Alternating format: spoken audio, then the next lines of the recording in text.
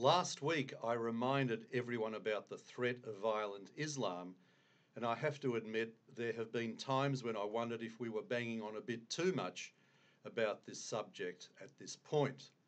The Pittsburgh shooting had recently happened, and our Jewish communal organisations who usually hide under the doona when it comes to Islamic anti-Semitism were very quick to remind us of the threat of far-right neo-Nazi anti-Semitism. But now we have had a terror attack in the centre of this city, with the modus operandi straight out of an ISIS or Palestinian instruction manual. It involved a vehicle rigged with explosives and a jihadist with a knife, and whilst the car containing gas cylinders was set alight, it failed to explode as intended. Sadly though, one innocent person who rushed over thinking he could help was stabbed to death, and we found out the next day that it was Sisto Malaspina, one of the owners of Pellegrini's restaurant, an iconic eatery that has been in the city for decades. The attacker also died the following day, although I'm not mourning for this lowlife. Unlike his victim, who demonstrated how the right sort of immigrants can enhance a country, he contributed absolutely nothing for Melbourne. I will not mourn for someone who wants to kill infidels so that militant Islam can rule the world in pursuit of its supremacist ideology.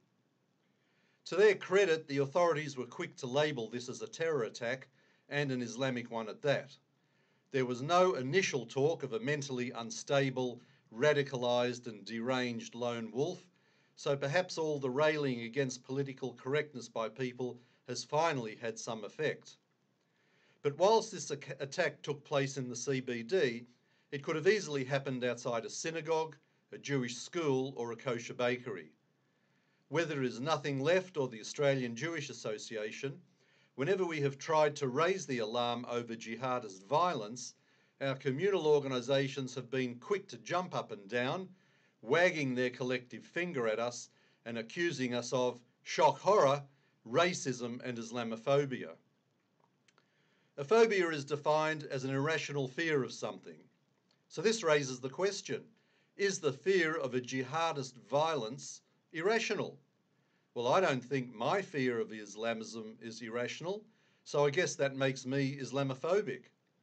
And I have to say there will be a lot of other people out there who are also Islamophobic. Let me qualify all this by saying that I'm not labelling all Muslims as jihadists. Obviously, there are a lot of good and decent people within the Islamic community. My issue is with Islam itself, which, by the way, these comments would probably get me arrested, jailed, and eventually executed in most of the 57 Islamic countries of the world. The fact is that it is 95, 96 or 97%, whatever your number you want to apply to the number of good Muslims, is not the issue. As Bridget Gabriel says, this is irrelevant. What is relevant is the 3 to 5% who are radicalised to the point of carrying out an attack. When you calculate it out, you get a number that could be up to 50 million people around the world inspired enough to perpetrate such an attack.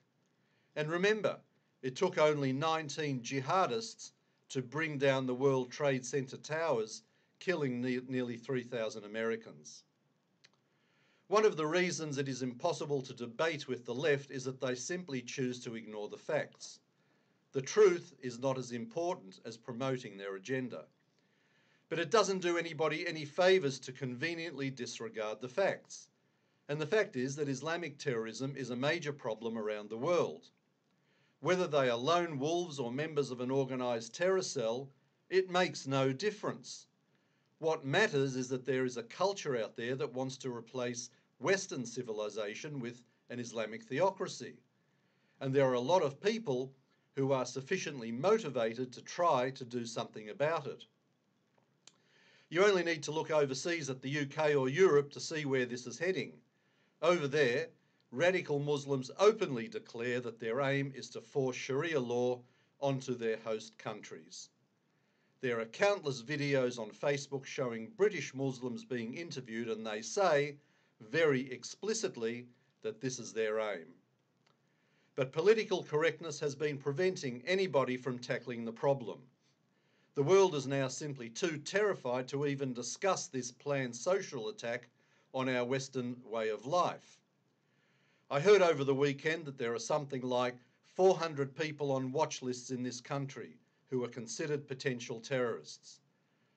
Whoever or whatever is funding our counter-terrorism authorities, it needs to be vastly increased. And they need to seek out the best possible advice from around the world. I would say that Israel is a very good place to start. This is Alan Freedman from Nothing Left for the Australian Jewish Association.